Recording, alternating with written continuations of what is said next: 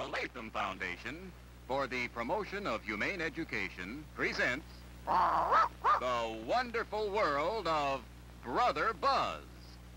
Jumping beavers calling me, hey, here comes that jolly bee. Buzzing high and buzzing low, Brother Buzz is on the go. Fearless buzz goes everywhere, where no other bee would dare. Bestest bee that ever was, Buzzy Wuzzy Brother Buzz. Hi, boys and girls. I'm Brother Buzz, and welcome to today's show. In today's program, we're going to have some fun with a group of second and third graders and a hidden camera. As the candid cameraman Alan Hunt would say, we're going to catch these youngsters in the act of being themselves. The whole idea came about this way. One day, Pat and I were talking to a small group of 7-year-old boys and girls, and I asked one boy what he would do if he discovered his dog had a tick. The boy promptly replied, I would think he swallowed a clock. I explained that tick was a small insect, oval-shaped and bluish-gray in color. And I told the boy that when this little creature attacks a dog, it can affect the dog's health, and if the tick is not removed, other ticks can attack, and pretty soon, well, I'm sure you wouldn't want that to happen to your pooch. Anyway, that is how the idea for today's show came about. Well, let's peek backstage now and let Pat describe what we're going to do. Pat? Right, Buzz. Hi, and here we are indeed with our hidden camera. And out front there are our unsuspecting guests. They don't know what's going to happen here, and we're not going to tell them until it's all over with. When we finished, of course, we'll tell the boys and girls what we've been up to, and we'll tell their mothers and fathers. But for right now, mum's the word. Now, before we get started with this hidden camera, I want to tell you that I have 2 helpers today besides Brother Buzz. The first is on the other side of the curtain, and his name is Mr. Ruggles. He's a nice man, but he asks some kind of funny questions sometimes, as you're going to find out. My other old friend is an old buddy named Ben. Hi. Hi. Ben's going to be back in just a minute. But for right now, I want to present you with a question. One that I bet you've heard 100 times if you've heard one. And the question goes like this. What kind of an animal would you like to be if you weren't a human? A bird. What kind of a bird? A dirty bird. Why a dirty bird? I hate baths. Get out of here. He hates baths. Well, I guess all 7-year-old boys are so-so about baths, aren't they? Okay. Listen, Mr. Ruggles is going to ask that same question. What do you say we take a look through our hidden camera and see what kind of answers he gets? If you could be any animal in the whole wide world that you wanted to be. A canary. A canary? Yeah. How come? I can fly. Yes. Which one would you choose? Turkey. A turkey? Yeah. How come a turkey, Robert? Because a turkey got these big things right here. Feathers. I'd like to be a dog. Would you like to be a dog? Puppy. Yeah. They're real nice, aren't they? What animal would you like to be?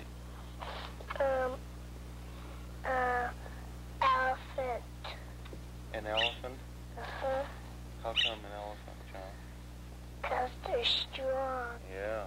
Clinton, what animal would you like to be if you could be any animal in the world? You think? I'd like to be the wolf. The wolf?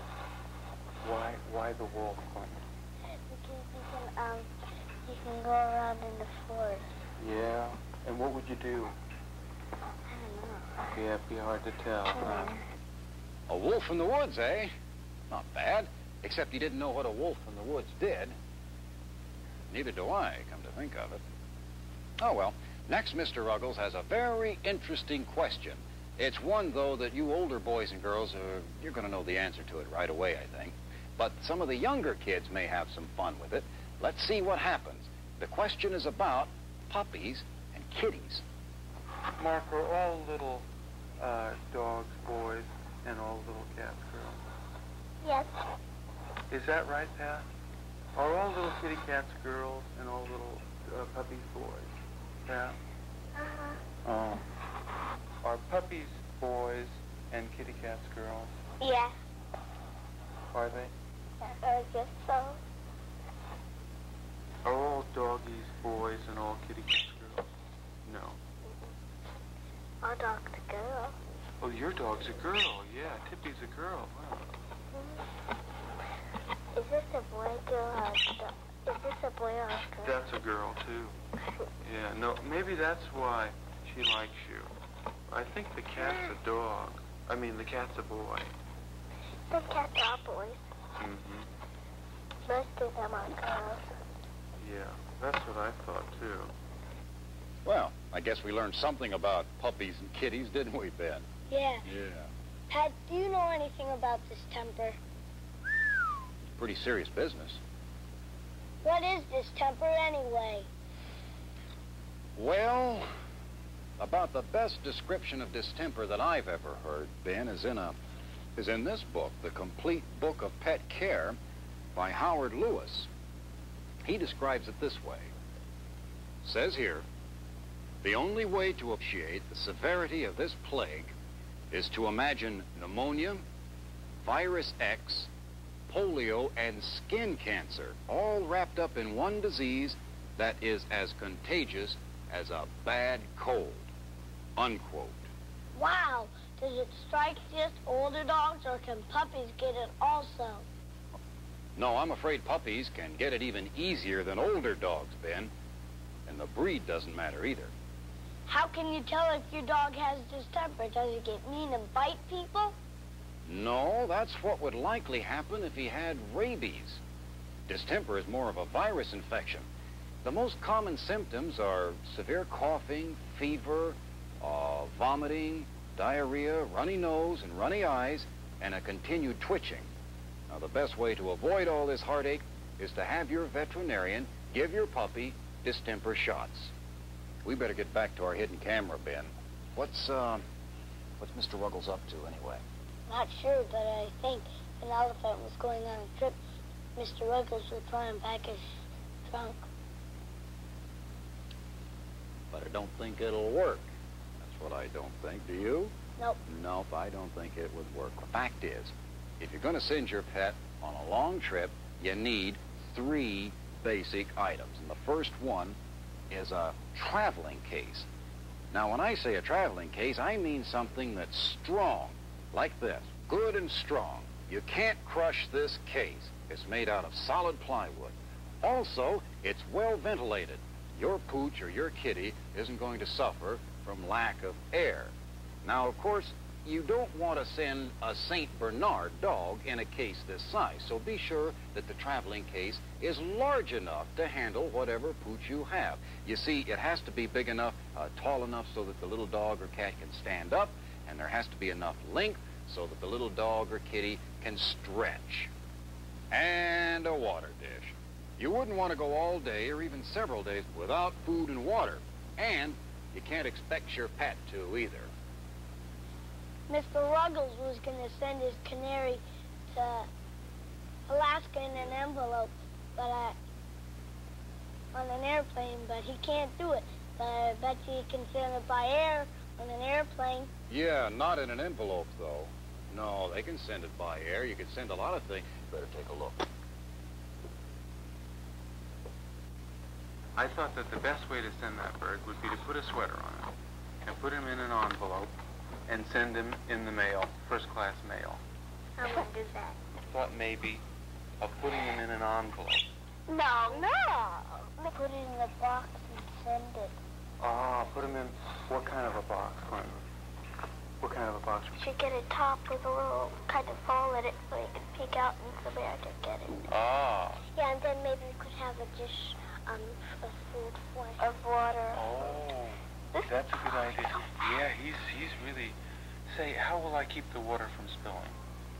Well, You could make a little cover so it won't fall. You could make like squares. You could put some wood like them. Put them in a letter. In a letter? No, in a box. In a box? Yeah. Maybe I could put him in a blanket. Yeah. Would that work? No. No. That's pretty far. No. Oh, You can. very cold up there. You know, but you can go on a ferry Yeah, with your car. that's true. I put him in an envelope. No, you can't do I that. found that out when I got to the post office. The man said, you can't send him like that. But he didn't say how to send him. He went to You lunch. got to put it in a box. What? A box that will fit him in. A car, wooden? Uh-huh. No, not a wood box. Just a box with little holes in it so it can breathe. Oh. And then you just wrap it. Then you just tie a rope around it so it won't get loose. And then put a card on it. And send it to her. Uh-huh. Do I have to wrap him No. inside the box? You don't have to wrap him. No. You just put him in the box. But You- make a little holes in it so you won't die. Make big holes in it. Should he have food too? Should he have food too? Put a little bit of food in it. What kind? What do you like? I put a little bit, some dog food Okay. and some milk too. But tell to cover it, the why it might spill. Ah, I see. I see. And then something where he can still drink the milk even though it's covered. I'll have to figure out maybe a I little think something. I got something. What? Just put a little straw on it. Put Ah, a big bowl. Just put a bowl with some milk. Put some wrapping paper and slip a straw into it. And then when you want to drink something, but usually cut some of the straw awfully long. Because Ha! You know, I think if I were going to send a pet to Alaska, I'd let Stafford set the whole thing up. yes, but can a pup really drink out of the straw? Yeah, I was wondering about that myself. Well, if you've got a pup at home and a straw, you might try it. Of course, I think most of the kids out front of the camera there had the right idea on how to send a pet. And don't get Mr. Ruggles wrong. He was only joking about the envelope. Say, today's show is a lot of fun, isn't it? And we'll be back in just a minute, so don't go away. Boy, you know, this business of naming a pet, Ben, that can be pretty tricky. Why, Pat? Well, I remember one time my daddy brought home a little dog, and I thought that was the handsomest dog I'd ever seen in my whole life, so I named him Joe, because that's my brother's name. I don't get it, Pat. What's so tricky about naming your dog Joe? Well, I named him Joe when I should have named him, I should have named her Josephine. Joe had puppies. Oh. what would be a good name for him? I don't know. Oh, help me. I'll try. Okay. What would be a good name for this dog? I've tried Rosebeer, and Susan said Rover, but he doesn't answer to Rover. And Ron said John, but he doesn't answer to John. Who does he look like to you, Steph? Oh, Peter. Peter? Here, Pete. Here, Pete. Here, Pete. Here, Pete. You see, that seems to be a little bit better. That seems to be an improvement. She calls him Rosebeer, but he doesn't answer to that name. I wonder what would be a good name for Tinker? him. Tinker. Yeah. That's not a bad name. Tinker, come here. What? He's gonna go away. Tinker. Tinker. Dead, huh? Wait. Tinker, come here. Tinker, come on here. Come on, Tinker. He got it. He did, didn't he? Now watch, I'll call Rosebeer. Rosebeer. He doesn't do that. Tinker, come here. Yeah, well. Hey, Ben, what do you know about turtles? Well, I know they don't bark all night. I know they don't scratch up the furniture So I guess they make pretty good pets, don't they? Yeah, well, I guess they do at that. What do turtles eat, Pat? Well, Ben, we're talking about 3 good meals a week. And that includes worms. Yeah. Yeah. And it also includes insects and snails and slugs. And if the supply of those are limited, why, you might try some lean raw beef or some slivers of chicken, maybe some raw fish. And, of course, your turtle will always like berries, apples, and fresh vegetables. Why'd you ask about turtles, Pat? Because Mr. Ruggles is having problems with his.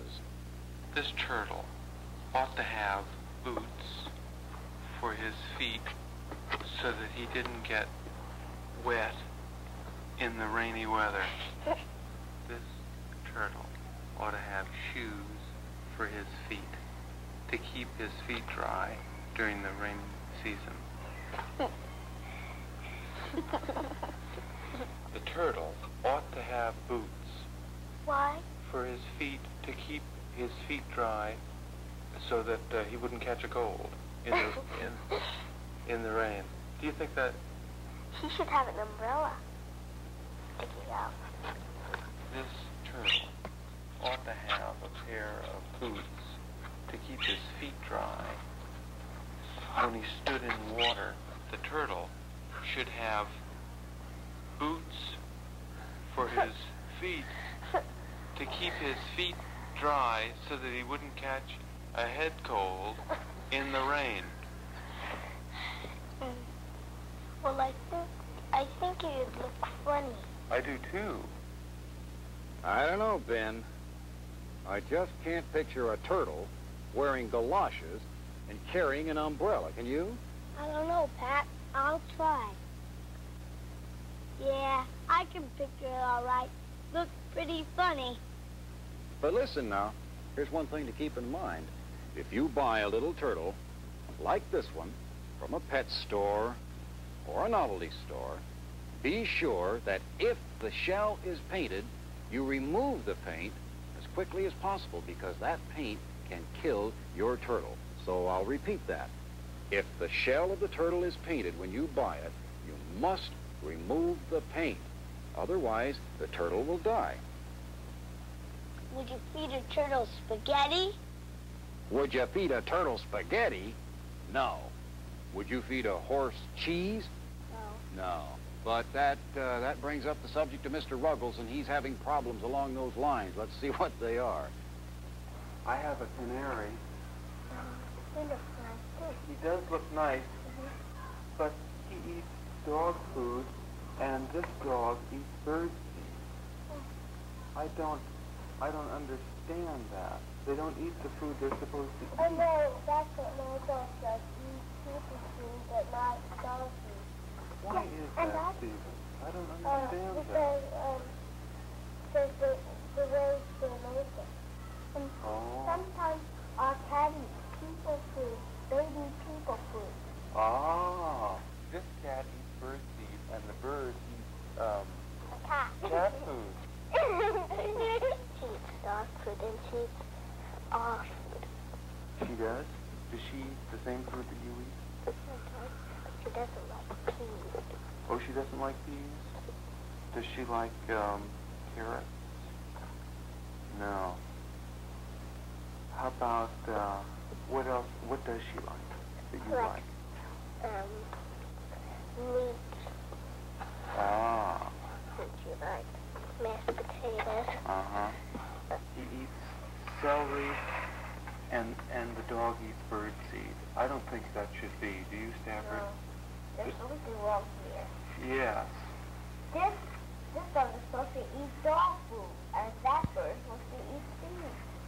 But they've got it mixed up in their minds, Stafford. I know. I think there's something wrong with their mind. I do too. By the way, if you're planning to get a pet bird, I can give you a hint or two about cages. For one thing, metal makes the best framework for a cage because it's easy to keep clean and it's sanitary.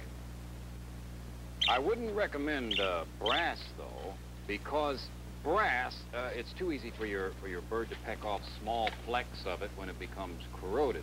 And for that same reason, I wouldn't recommend that you paint your cage if you can help it. How do you go about keeping Zebra's cage clean, Ben?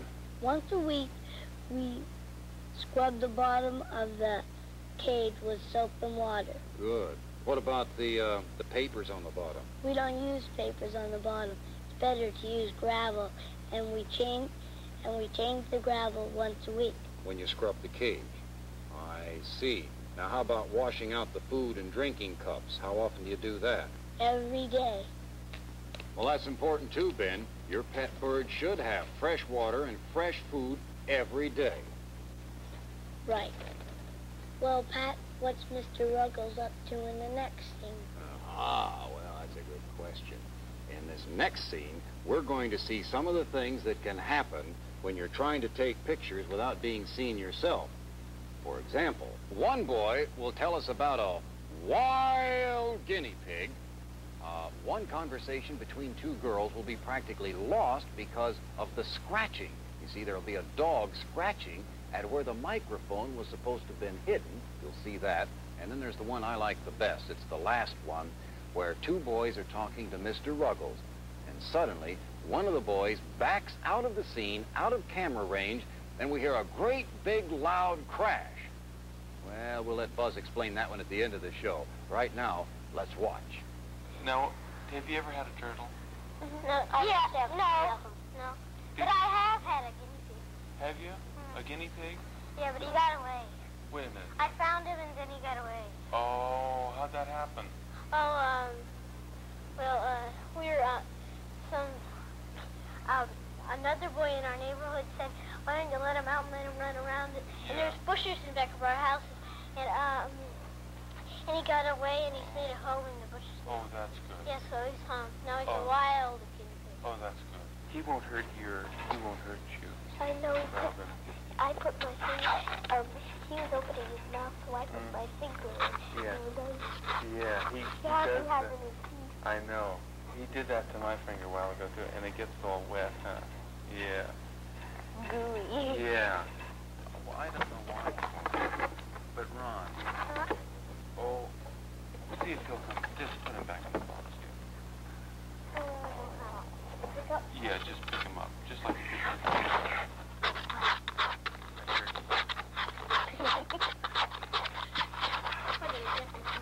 Here, don't do that. What about Chef? Well, that likes dairy. Yeah, well, it's to keep the animals warm. Once my first turtle, and I thought he was always in the water, and I thought if he had a hat, he wouldn't be so cold, because every time I touched him, he'd be cold. Yeah, that's what So I thought he needed a hat. Did you get a hat for him? My mother tried to make a little teeny hat for Yeah. him. But would he wear it? Well, yeah, sometimes, but when he went to eat, it all swallowed into the food. It was dirty. Yeah. He eats bird seed, and Ew! what'd he do? He scratched you. Yeah, this one. How come? He just, Did he hurt you? no. You could put the cat in something like this, and then put... Don't worry, he wasn't hurt. As a matter of fact, he didn't even fall. That loud crash was something else altogether. Well, boys and girls, that's it for this time, and we'll have an exciting adventure in our next episode, so don't miss it. So long, Pat, Ben. Goodbye, Buzz. Bye, So Buzz. long. Goodbye, everybody. Bye, everybody. Goodbye, everybody. Oh, dear